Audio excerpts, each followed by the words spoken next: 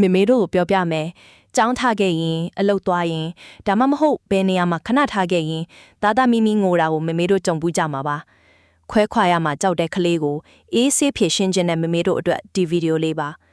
ဒီနေ့မှာတော့ခွဲခွာရမှာကြောက်ခြင်း separation anxiety ကိုကင်တွယ်နည်းလေးခုကိုပြောပြပေးမယ်ပထမနည်းခွဲခွာခြင်းအချိန်တိုလေးခြင်းပါ practice short separations ကျောင်းမစမချင်းအရင်ဆုံးအိမ်မှာလေးခြင်းပါအခန်းတစ်ခန်းမှာမိနစ်အနည်းငယ်လောက်ထားခဲ့ပါမေမေရေတောက်သွားမယ်ခဏနေပြန်လာမယ်လို့ပြောပါပြန်လာရင်မေမေပြန်လာပြီးမင်းဆောင်လို့ကျေးဇူးပါလို့ပြောပါဒါကမေမေပြန်လာမယ်ဆိုတဲ့ယုံကြည်မှုကိုတိဆောက်ပေးပါတယ်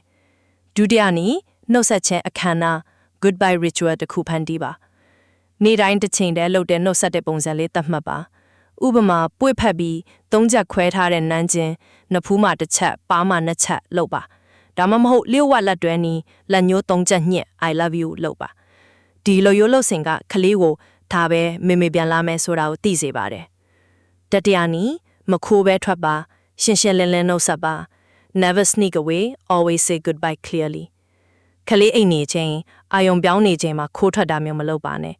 ဒါကကလေးကိုမေမေဘယ်တော့မှပျောက်သွားနိုင်တယ်ဆိုတဲ့စိုးရိမ်စိတ်ပိုဖြစ်စေပါတယ်အဲ့ဒီအစားမေမေအလုပ်သွားမယ်မွန်လွယ်3နာရီမှာပြန်လာမယ်မင်းကိုအရန်ချစ်တယ်လို့ရှင်းရှင်းလင်းလင်းပြောပြီးထွက်ပါစတုထန်နီကလေးကိုမကယ်ပါနဲ့ don't rescue your child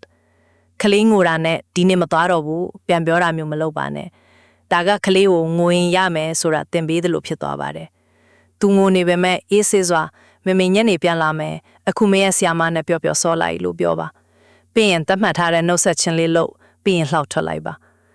ဒီနီလန်းတွေကိုပုံမှန်သုံးရင်ရက်သက်တစ်ပတ်အနည်းငယ်အတွင်းမှာကလေးရဲ့ခွဲခွာရမှာကြောက်စိတ်ယော်နီးလာပါလိမ့်မယ်မေမေတို့လည်းအိမ်ကထွက်တဲ့အခါရင်ထဲမှာနာကျင်စရာမလိုတော့ပါဘူးမေမေတို့ဒီတစ်ပတ်သားသားမိမိနဲ့ကိုယ်ပိုင်နှုတ်ဆက်ခြင်းအခမ်းအနား goodbye ritual လေးတစ်ခုဖန်တီးကြည့်ပါပွေးဖတ်တာနန်းနာလက်ညှိုးညှစ်တာဒါမှမဟုတ်စကလုံးလေးတစ်ခုခုသုံးနိုင်ပါတယ်အဆင်ပြေသွားရင်ဒီတစ်ပတ်ကျမတို့အိမ်ရဲ့နှုတ်ဆက်ပုံလေးကို comment မှာဝေမျှပေးပါအတူတူငိုစရာမလိုတဲ့နှုတ်ဆက်ခြင်းတွေဖန်တီးကြရအောင်